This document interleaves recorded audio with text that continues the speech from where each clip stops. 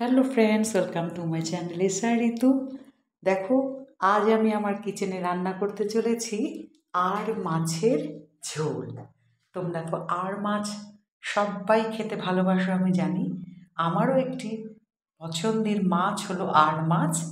তো গরম ভীষণ পড়েছে, খুব বেশি রিচ রান্না না করে খুব সাধারণভাবে রান্নাটি করব, যাতে গরমে খেলেও কোনো অসুবিধে না হয়। তো দেখো, মাছগুলোকে আমি ধুয়ে রেখেছিলাম আর নুন হলুদ মাখিয়ে রেখেছিলাম। ছোট ছোট করে কাটিয়ে নিয়ে এসেছিলাম এই জন্যেই যে নুন ঝাল ঠিক মতন যেন মাছটায় ঢুকে যায়। বাড়ির রান্না বলে কথা বলো, সেই ডুবো তেলে মাছ ভাজতে গেলে কি হয়, আঁশ যখন মাছের থাকে না, সেই মাছ ভাজতে গেলে কি ফোটে বলো। আর এক দুবার কিন্তু আমার গায়েও ভীষণভাবে ফোস্কা পড়েছিল। সেই থেকে আমি আর মাছ বা যে কোনো আঁশহীন মাছগুলোকে নুন হলুদ দিয়ে মাখিয়ে একটু তেল দিয়ে রাখি আর ঢেকে ভাজি। তো দেখো, সাদা জিরে, আলু আর পেঁয়াজ কুচি একসাথে আমি তেলের মধ্যে কষিয়ে নিচ্ছি। একটু ভাজা হয়ে গেছে, দেখো একটু বেশি ভাজা হলে সেটা ভালো হবে না। তো আমি এর মধ্যে অ্যাড করছি লাল কাঁচা লঙ্কা আর জিরে গুঁড়ো। প্রথমেই তোমাদের বলেছি গরম পড়েছে, খুব বেশি রিচ কিন্তু করবো না। তো দেখো, রঙটা দেখে বুঝতে পারছো, লাল কাঁচা লঙ্কা একদম কাশ্মীরি লঙ্কা গুঁড়োর মতন রঙ হয়েছে। এদিকে ফ্রাইং প্যানে মাছগুলো ভাজা হয়ে যাচ্ছে। তো রান্না চলছে আর মাছের ঝোল। ফ্রেন্ডস, তোমরা ভালোবাসো তো এই মাছটি? আমাদের বাড়িতে কিন্তু সকলে ভালোবাসে এই মাছ। ভালোবাসার পেছনে আরেকটি কারণ হলো কাঁটা কম থাকে।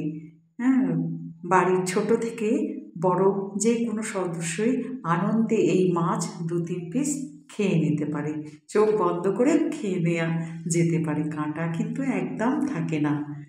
তো আমি তো ভীষণ মাছের কাঁটা ভয় পাই। দেখো, গল্প করতে করতে এই দেখো মাছও ফ্রাই হয়ে গেছে। উল্টে পাল্টে আমি নিচ্ছি, দেখতেই পাচ্ছ পিসগুলো কীরকম ছোট করে কাটা।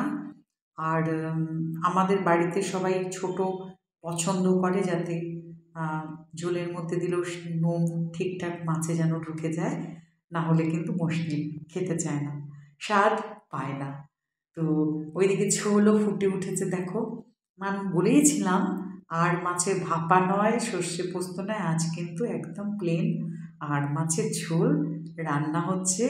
আর তোমাদের সাথে গল্প করতে করতে এই ভিডিওটি আমি তোমাদেরকে শেয়ার করে দিলাম।